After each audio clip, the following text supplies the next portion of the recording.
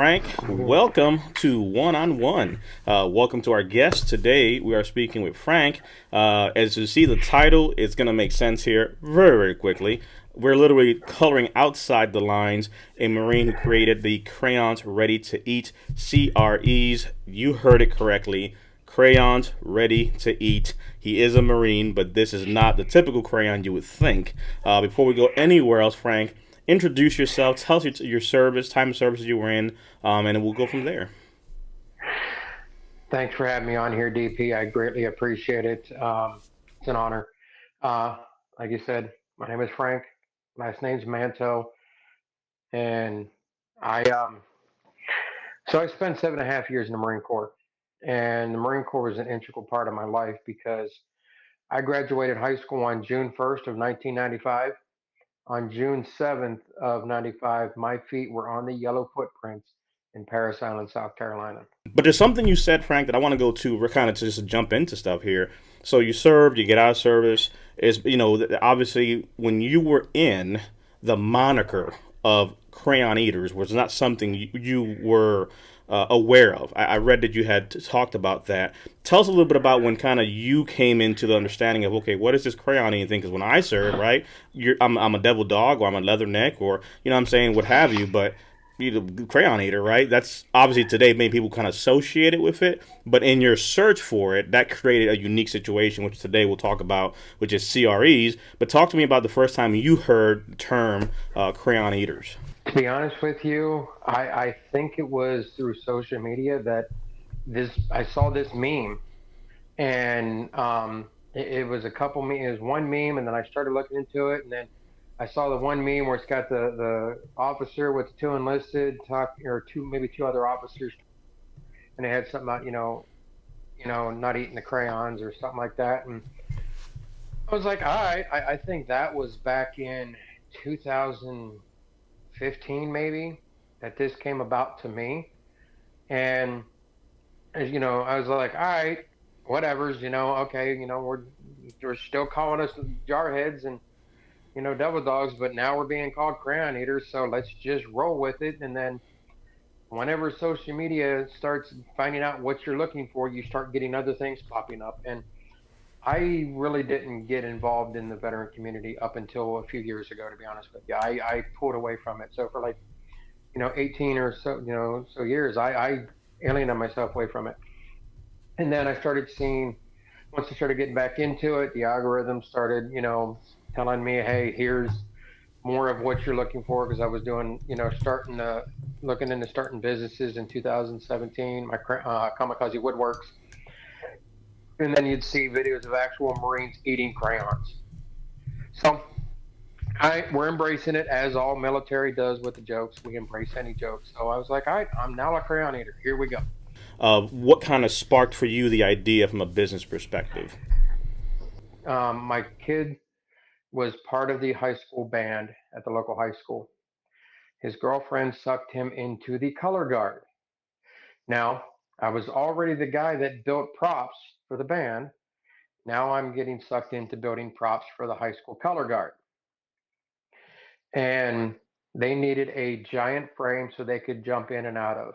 Now, I'm not going to make this big elaborate frame. They want it all pictured, colors and everything else. So I'm like, all right, I'll just get a sheet of plywood, take a freaking picture of a frame, blow it up on multiple sheets of paper, stick it on there, use the freaking jigsaw, cut out the edges of it to look like the shape of the frame. And I didn't want to use paint because I wanted to stay within the contrast of the frame, the way it was laid out on the paper. Markers bleed in, they don't, and then whenever they die, they don't blend back into the same color. So the only other option was use crayons. So I was using the crayons, and I actually was changing colors, and I put one in my mouth. And while I was coloring, I started nulling on the crayon and was like, oh, maybe there's something to this. I've already learned about us being crayon but I'm actually nulling on one right now. It's like, all right. So I spent about 3 months, and it intrigued me. Is there truly an edible crayon? Yes, they say crayons are edible and non toxic, but do you really want to be eating wax? No. Um, so I was sitting there digging, and then this was in between different things, and I found a company in Singapore that said they made chocolate crayons, but they took out sugar, the scent of chocolate, and the taste of chocolate to deter children from eating them. And I'm sitting there thinking, I'm like, no, I want people to eat this. I want them to know that it's edible and that it can be done. That's there when I knew it had to be made of chocolate. I know how to bake, I know how to cook food, and I sure as well know how to eat it. But when it comes to making chocolates and pastries, I'm dumbfounded. But there was a situation where when I took over as store manager and the outgoing store manager was leaving, one of the team members brought in these peanut butter truffles that she made, better than any Reese cup I have ever tried in my life. And through the conversation, we had found out that she had went to school to be a pastry chef for a few semesters. And life hit, she couldn't do it, didn't continue it, but she enjoyed to be able to bake and make things. And just like in a lot of things with us in the military, we always have a lot of things sitting in the back of our mental Rolodex. And it was there. And whenever I found out that it had to be made of chocolate, I reached out to Cassandra and I'm like, have you ever made chocolate right? She's like, no. Did you cover it in school? No. Okay. Is it possible? She said, anything's possible. I'm like, can you figure it out? She said, sure. And I just asked her a few questions. And she is phenomenal because she was, she's kind of wired like, us are in the military because her dad was Army, her brother's Army. So she's got that military support and that military understanding of the background. And she was like on it. It took her 2 weeks to send me a video of her actually making chocolate right on September 12th of 2017. So, she was working full time. I was doing the woodworking. We would get together occasionally. And I had started getting into some, when Zoom started coming out really big and we were started doing some, a couple guys that I met on social media. We would get on, we would do Zoom meetings and just goof around, and it was that circus that we miss in the military. It's not necessarily the circus; it's the clowns in it, and we Hmm. were those clowns that we were messing around on the social media. And it was there, and I met one guy. He's not a veteran. Um, and one night I was just sitting there talking to him, and I was talking about these, different things, and he was starting to, get something going with him that he wanted to do, and I told him about the crayon thing, and I didn't have a name for it then. This was like the springtime of 2018, and we were talking, and he was like, "Why don't you call it Crayons Ready to Eat?" And I'm like, "Holy shit!" The light bulb clicked on. I'm like, dude, really? Because we had talked about MREs in one of the groups that we were in, and he remembered that, and he was like, "Meals ready to eat, crayons ready to eat." And then that's whenever it got serious. Was okay. Every couple of weeks, me and Cassandra get together. We figured out how we were going to make the chocolates, what we were going to do. We went and found triangular shaped molds so we could make sure that we had the most amount of chocolate. They weren't breaking whenever you were writing with them because normal size crayons, if you make them out of chocolate, they break. The flat surface keeps them from rolling off the table. And parents and staff NCOs and NCOs can say, this is what you eat. These are the ones that you do not eat. So that was the premises behind doing the design that we did, and we spent that whole time of middle of 2018 working on that. So That's and that goes to show you just how you when you least expect it, things just begin to fall into place, which is amazing. And again, I know folks are sitting here looking at this stuff saying, we got to get some eyes on this. So I want to just jump real quick to the internet to show the websites that you have. First part being here the kamikaze because again it tells the story of the woodworking and kind of how one thing led to another. Talk to us a little bit about this site here on your side, brother. So that's just where I put the stuff that I'm doing with the Kamikaze Woodworks. I've been dormant on that because I've been in the transition of moving. But I do custom, work. Anything that you can think about of wood, I can make it. Anything that somebody else has made, more likely I can make it, with the exception of the use of robots. I don't do CNCs. I don't do laser etch. Everything I do is handmade, handcrafted. Hand wood burn if I do any lettering. I power carve with a Dremel, and I use chisels to carve things out to be able to give it the fine details. So it's really a craft that it's took me many years to be able to do it, and it, it's it's actually it also has helped me keep some sanity because when you get busy, you get things going on, and another thing is I have Tourette syndrome. I don't have the outburst, I don't have the yelling and things like that, but I have ticks, I have twitches, I have the eye blinks, the shrugging of the shoulders, and if I'm having, a moment where I'm just like stressed out or everything else, like I go to the wood shop and it helps me calm that down because it's gone. Mhm. So that was another reason why I'd done it, and because it was therapy. No, and I'll tell you is we had a conversation about this a few days ago in Clubhouse, and we'll have another room on woodworking and mental health. But there's something to be said to be able to start something, see it all the way through, and then have a completion. Right? You took this piece of wood, and pretty much like an artist, you're able to kind of go ahead and create something that, for many of us, right, especially when you're dealing with mental health, some of us feel like we've lost that, right? Losing control. I can't control this condition. You can't control Tourette's at time. Like whatever it is you're dealing with, some of those things, make it worse because we know for a fact we're not in control of that. Versus being able to at least use your hands and have something you've created that obviously does something. Personally, I love the smell of wood, so there's just that to me is a whole other thing. The smell of wood to me is just like, man, look, if it's a cologne or something, it has a woody flavor like that. It's just a very earthy thing that to me just really stands out. But that's what sets the stage for here for those folks that want to see this. It is crayonsreadytoeat.com.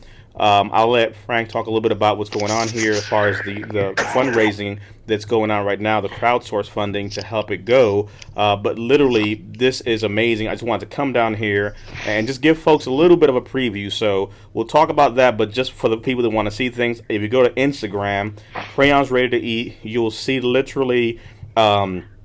The crayons themselves being used.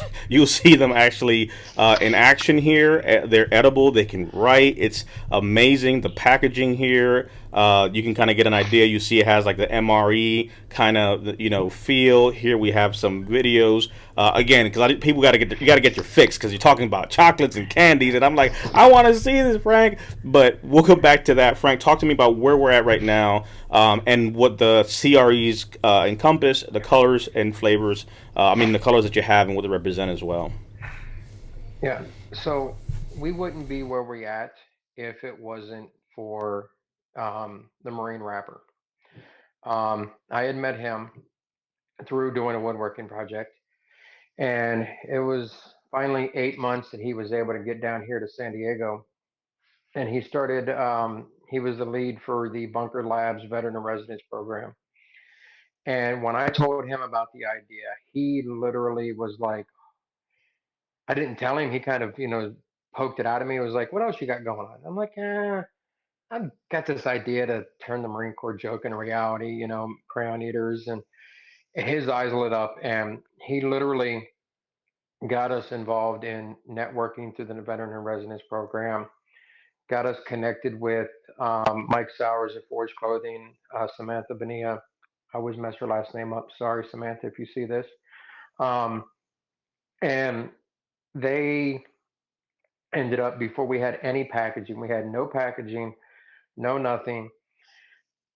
Took the crayons, did a video shoot. It's one of the first videos on our Instagram and on all of our social medias that we had posted.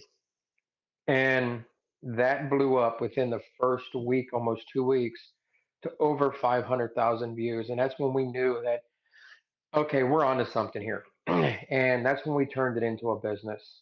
Um, and we learned really quickly what we needed to do because we learned what not to do and the potentials of doing things wrong and getting almost fined $10,000 through the county health department because we decided we're going to put this out there and ship the product. Well, luckily they didn't fine us. They understood we were new and we were trying to figure this out and walked us through the process to get to where we are today. Now, we started out with a different packaging. You'll scroll through our social media, you'll see the different packaging that we started out with originally a box shape. And we made them in house.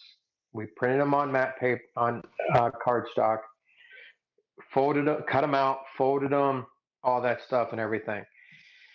And then we started getting involved in networking events, different things. Really, I got part of the veteran residence program, and we had met so many phenomenal people.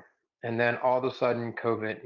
We right before COVID hit, we decided to change our packaging to the pouch because we knew we wanted to give it that MRE feel. And we were like, how are we going to do this? We found the pouches, put them into the pouches, and we got a lot more traffic coming into our social medias by that because it is now was recognizable to something of the military. And then COVID hit and shut us down. We got letters from the county. We had to cease everything until they figured out what's going on. And like I said, I had went back to work to because I had bills to pay. The woodworking wasn't going. The crayons we weren't able to do any production. And then all of a sudden, beginning of January, Clubhouse comes along, and I finally I was a little active. I wasn't really active on the Vetrepreneur tribe, and I saw the comeback coach Richard Kaufman put on there that he had some invites, and I'm like, okay, let me get an invite. Let me get onto this thing and let me see what this hype's about. And I got on there, and it was like, holy shnikes. I'm sitting there. I'm able to put an earbud in one ear at work, have my work at phone, you know, putting it up and just answering the phone, still being able to work. You don't catch a lot of what you're hearing, but you hear different things. And then after work, I would, when I'm trying to get my wood shop put together because I'm in the middle of still unpacking things from the move in November, and was like, okay, we got something here. And then I found the Veterans Network. I found you the end of January and started to see what was going on. And, I was like, all right, here we go. This is basically radio meets networking with a cocktail of steroids, crack, and whiskey. And it was like, it's like, this is like what everybody has been dying for because of the pandemic. You have no socialization, you have no interaction with people, nothing. And now you have the opportunity to reach many people, which is goes back to a mental health issue where you can have people to interact with people, to connect you with things, learn things, and things that you never thought you were doing that you couldn't do in the past year, but over your phone. And the cool part about it is there's no video. So you could be laying in your bed, nice snugged up in your PJs or your boxers or whatever else, and just sitting there and engaging. And that's when I'm like, it's time that I get back to getting the crayons going because I had learned that somebody else had already started doing this in August. Now they went with the regular crayon route, they went with a different route, and they are not where they can do the capacity of getting, large orders out. And I I welcome it. It's not competition. We are two different brands. We are two different looks. We are two different complete understandings of it. But we both are Marines, and we came from the idea from the same similar, reasoning.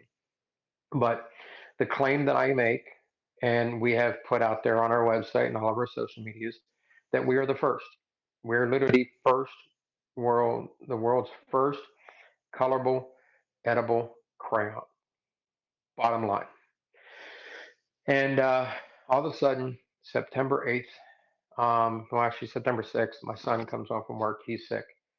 He goes to work the next day. He's even worse. We take him to the ER, gets tested for COVID. Next day, he tested positive. A couple of days later, I'm feeling like crap. I get tested positive for COVID. And I was forced not to go to the day job. And as other veterans know, um, we have to be doing something. We can't be doing nothing because I've been there. Over the past couple of years, I've had moments where I've been like, I don't want to do anything. I've got in my head, I can't, nothing's going on. And I'm just sitting there, just like, just doing nothing and not wanting to go nowhere and sitting inside the house and popping the TV on and not doing anything. And I knew that I couldn't do that with this situation. I couldn't be quarantined in my house and do nothing. And I started digging more into the clubhouse. And in that time period, I found Joey from the Mobile Cigar Lounge, and I didn't know anything about business. I still am learning about business. He educated me on what the powers of this would be to getting it from just a sole proprietor type thing where we've got things going on with me and my partner, business partner, um, to actually making things legit. So I went ahead and filed a LLC. So February 10th, we filed the LLC and we got approved. Um, and then shortly thereafter that, I started getting more involved in the Vetrepreneur Tribe.